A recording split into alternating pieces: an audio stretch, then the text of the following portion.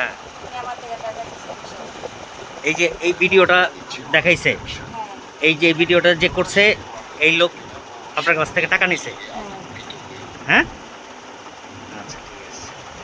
কত টাকা নিছে? 20,000 20,000 টাকা নিছে। এবং নিজের কি পরিচয় দিছে?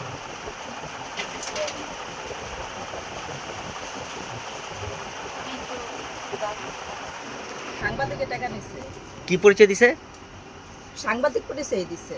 আচ্ছা আমি সাংবাদিক, আমি যে আপনাদের এটা দুম করে রাখবো, আচ্ছা আপনারা যে মাদক বেচেন এটা দুম করে রাখবো, আচ্ছা। এই বিনিময়ে টাকা নিচ্ছে কত টাকা নিছে? 20,000।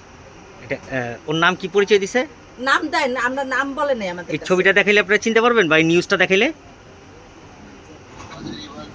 এই যে এই ঘটনা কথা বলে আপনার কাছে টাকা,